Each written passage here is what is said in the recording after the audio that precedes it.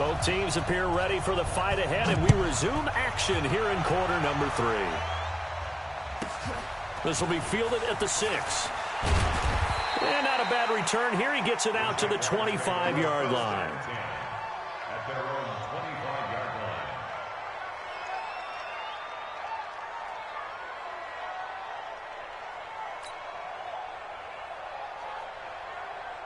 Jaguars come to the line to start their next drive. They're down here, but very much in this game. What's the tonality of a coach's talk when a game is within striking distance like this at intermission? Typically, what they're doing is emphasizing the things that went well in the first half and wanting more of that. Sure, you've got to go over some of the errors and clean up some things because there's a reason you're down. But overall, I think they want to stay positive, stay up with this team. We're just starting the second half, and we've got the foot. And his pass is intercepted for the 4th time today. Picked off by Logan Ryan. And he'll get this back to the 32-yard line. Gosh, you add up last week and this week now, that's 9 interceptions in this 2-game stretch, and we're not done here. It's almost as if they can't even believe their eyes. Or maybe, partner, is the confidence level in him so high that they believe he'll get out of it and make plays for them to win a game. Well, they've said they believe in him. That's being tested right here.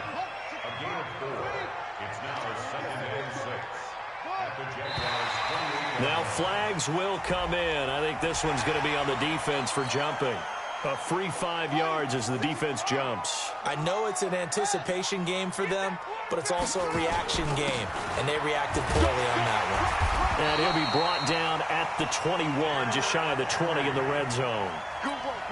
2 yards, good enough for a first. A first down carry for Henry. And he'll get it down this time to the 17. It's a pickup of 4, and it'll bring up 2nd down. The run got 4. Now they deal with a 2nd and 6.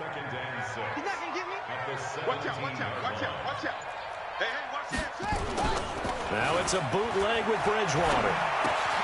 Got a man open. It's Ross. And they'll bring him down at the 13-yard line. Call it a 3-yard gain, and they're going to have a 3rd down. 3rd and short yardage, Bridgewater. And he will score. Touchdown, Titans. A.J. Brown with his 2nd TD of the game, his 6th on the year. And the Titans capitalize on the short field as they take it in for 6. Extra point up and good by Suckup. And it's now 21-7. The kickoff team on the field now as they will send this one away. And that'll carry over the back line of the end zone for a touchback.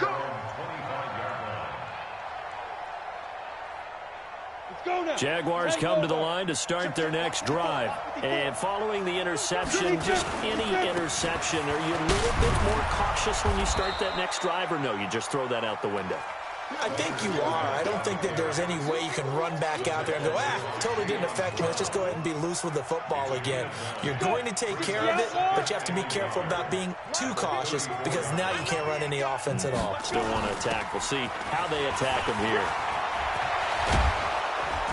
And he'll be stopped right at midfield. 16 yards that time on the pickup for the Jags and a 1st down. Couple of very nice carries to start this drive out. Yeah, 2 first downs. And how about that second one? What a nice run on that particular play. I'm telling you, they're going to start to think that this game is easy if they continue to rip off yardage like this. The tackle was by the Boston College product, Harold Landry. I call that play a success. A nice inside run sets up a very manageable 2nd down. A very solid gain on that play. Fournette running right. The 20. And he takes it in. Touchdown, Jacksonville. Leonard Fournette his 6th touchdown of the season, as his guys are back within a single score. And on that long run, maybe the defense caught napping a little bit. The concentration level may not have been there. I agree with you on that one, because those types of plays, when they result like that, they're almost like big bolts of lightning, aren't they? Whoosh, and off he goes. This is taken at the 3.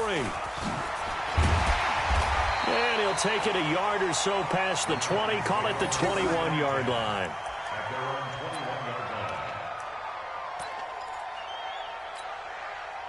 Tennessee offense about set and ready to go. A good balance attack for that last touchdown drive they had. Now it's time to see if they can do that again.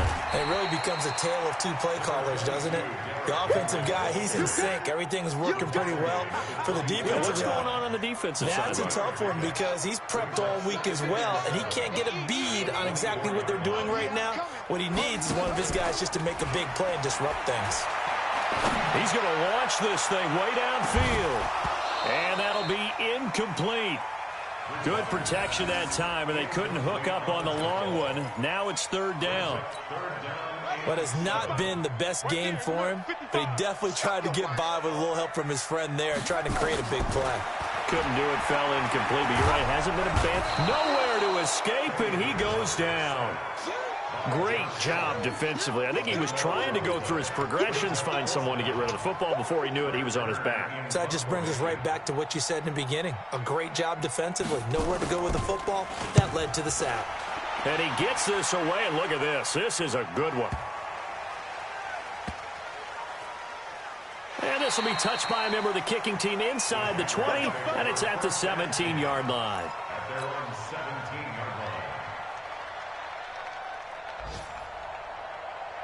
Jaguars come to the line to start their next drive, and they're hoping to redo their efforts in the last drive when they got into the end zone. And just think of what it's like now on the sideline, because when you score a touchdown, you have to go over and look at the tablet and see what you did on the last drive.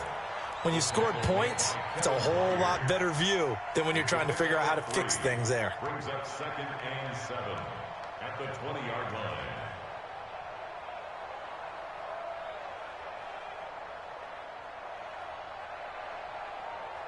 3 yards on that last carry. Here's 2nd and 7. They'll run it again with Fournette. And he'll go down at the 26, following a gain of 6. Offensive linemen love creating space for their guys carrying the ball, but when that guy also breaks tackles and creates extra yardage, they almost feel like he's one of them, and they really embrace him. Here we go, set, 70, Indy. You might get tired of seeing me. On 3rd down, Fournette. And he's going to have the 1st down, yardage to the 35. They get 9 out of that one, and as a result, the drive continues. And that's the big fella's MO right there. Running through tackles, keeping the sticks moving forward. In this defense, if you don't bring 11 guys to the ball to try and get him on the ground, he's going to keep making runs like that. I feel the press box shaking every time he touches the rock. We're off to the 4th quarter here in Week 15. Happy holidays to all. You're watching the NFL on EA Sports.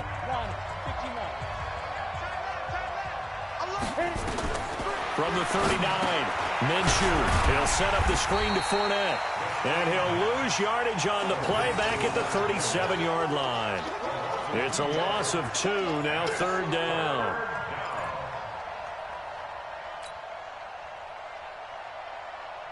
The Jaguars on 3rd down. They've converted 3 out of 5 thus far. This is 3rd and 8. Out of the gun is Minshew. And this one into the hands of DJ Shark. And he brings this up to the 46. Good enough for the 1st. That gain of 9 buys them a new set of downs. The drive continues as they search for a tying touchdown. Here's 1st and 10. On the draw, this is Fournette. He'll be taken down at the 48 for a pickup of 2 yards. They tried a quick hitter inside, but that one was swallowed up because what they're hoping, this big defensive lineman will take the bait and move laterally and open up a crease that they can run through. Didn't happen on that play. From just shy of midfield, Minshew. That's out to his running back, Fournette. And down he goes at the 49, a 3-yard pickup. One thing I think that's safe to say defensively, the tackling's been really good. And because of that, it's been very, very hard for them to move the ball because you're not getting the benefits of run after catch. They're tackling them almost on the spot. That means you have to run extra plays, harder to move it. Already a pair of third-down conversions for them on this drive, but right now they need 5 yards on this third-down try. Over the middle, hauled in by Shark. And he will have a first down here at about the 40. 9 yards on the pickup there, and it keeps the drive alive. This quarterback now 5 straight completions here in this second half. 1st and 10. They go back to the ground now with Fournette. And he only manages a couple here down to about the 38-yard line. And now we'll get a timeout. Looks like we've got a Jaguar and some discomfort down there on the field. We'll check on his status when we get back.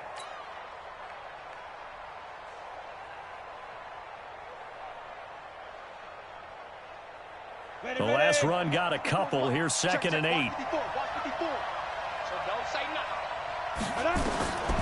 On 2nd down, Minshew. And now here's another interception. Picked off at the 28. And he's going to take this one back to the 37-yard line. The interception woes, they just continue to mount. He's thrown 5 picks. At this point, you got to be thinking, is it something between the ears? I think a confidence hit does occur once you start getting those numbers up there a little bit. But as you and I both know, it's not always just one guy's fault. Maybe somebody ran the wrong pattern. Maybe some balls were tipped. It could be so many different things. Bottom line, though, it comes back to the guy throwing them. Now this one to his running back out of the backfield. I know most of the time when the ball's in the air, you're thinking wide receiver, tight end, but running backs, they can be a big part of any passing offense nowadays. Off the play fake, Bridgewater. He'll buy some time right. He'll wind up with positive yardage. It's a gain of 3, but now it's 3rd down. How about a tip of the cap to the defense? They're working against a very mobile quarterback, but all day long they've kept him under wraps. And on that play, they held him to a short gain. Here's Bridgewater. And that is incomplete. Oh, he had a defender right there with him to force that to the ground. And 4th down now coming up. You can tell they were hoping for a flag there offensively. Several on the sideline motioning, hey, why not a penalty? Why not a penalty? What did you see? Yeah, I think you've got to let them play, and the officials are instructed. If there's contact coming from both sides, no flag. Let them fight it out. And forces 4th down.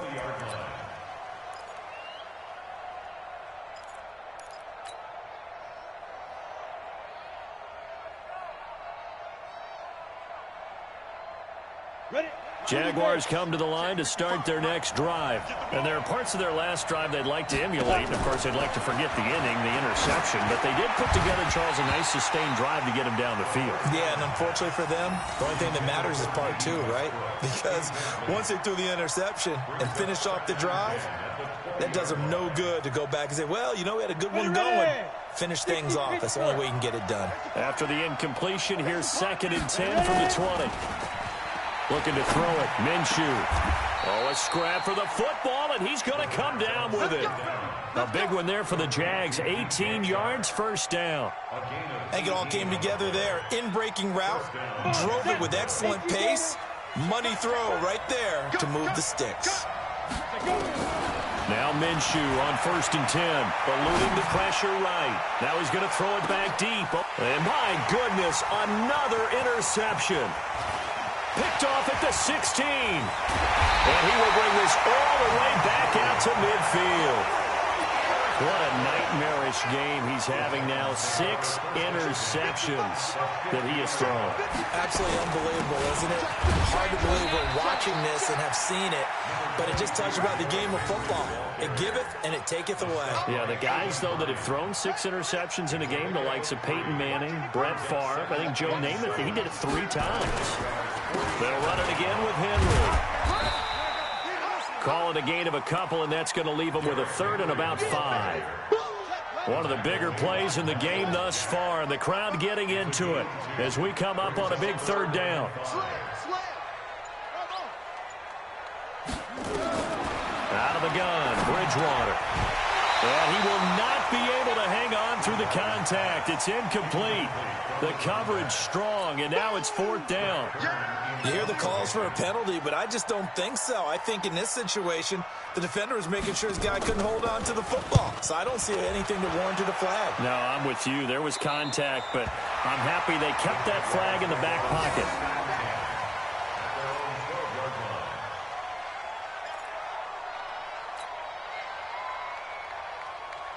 Jaguars come to the line to start their next drive. They are looking to make a bit of a 180. They are sputtering right now. And frankly, I think it's time to pull your playmakers together and say, all right, guys, we're going to lean on you through this patch. We need you to get us back on track and get us going in the right direction. So you're calling plays geared to them. Not necessarily what you look at your plays, oh, this hurts the defense. I want the ball in the hands of X, Y, and Z and see if we can move forward. So don't get too cute. And, oh, a crusher there as it's intercepted. Picked off at the 47. And they take possession 2 yards away from midfield at the 48-yard line. I'm not sure I'm absolutely crazy about that play call there. I mean, it's only a one-score game, so is it really time to go bombs away and try and make a big play? I think you can take some underneath stuff and still move it downfield. Past the 20. And into the end zone for a Tennessee touchdown. Derrick Henry. His second touchdown of the game and his 9th on the year. And the Titans are able to extend their lead. And he certainly played a pivotal role with those 2 TDs and why they're up on the scoreboard right now. Well, someone's all about winning, aren't they? Because he's not worried about the number. Sure, it's great to have 2 touchdowns. But the bottom line is what he's doing is contributing to their lead. He wants to continue to do so. This fielded at the 2. And nice work on the return as they'll start their drive just past the 30-yard line. Jaguars take over first and 10 at their own 31-yard line. Let's go. Jaguars come to the line to start their next drive. And last time wasn't pretty. One play and an interception. We'll see if they can do better. I want to see if they want to go ahead and throw the ball again now on this drive after what happened on the last one. Throw it on the first play. Give the quarterback some confidence. See what happens. And able to get this one across the 45 before he's brought down.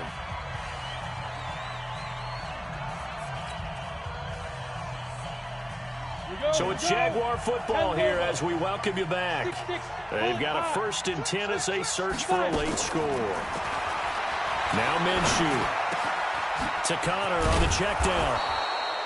It's a gain of 7, and that'll make this a 2nd down. Off play action, it's Minshew. Pressure, and he's going to be taken down. They sack him back right around the 44. The sack by Harold Landry, the former Boston College Eagle. So 3rd and long, here's Minshew. Now a desperation throw deep downfield. And this is intercepted, and that should do it. Picked off at the 19.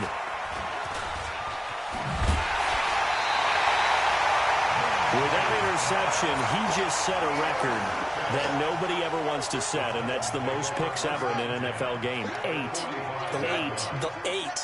The last time we saw 7, 2001, right? Yeah, it's Ty Detmer. He's with the Lions at that time.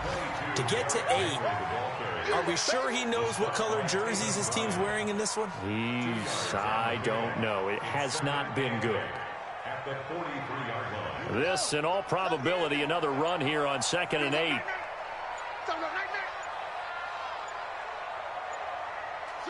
And they take a knee.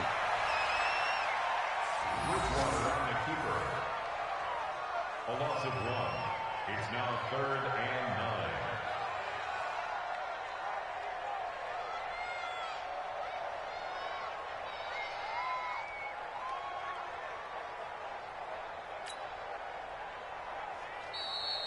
9. Today, So this one, a Tennessee Titan victory, and they were spurred on by a strong performance in that fourth quarter as they held their opponents off the scoreboard. Everyone wants to pitch a shutout for the entire game, but when you throw one in the fourth quarter, that tells everyone that you're getting stronger and dominance is starting to take over, right? The way that you close, the way that you finish, that gets preached to you from the time you're playing Little League football all the way up through.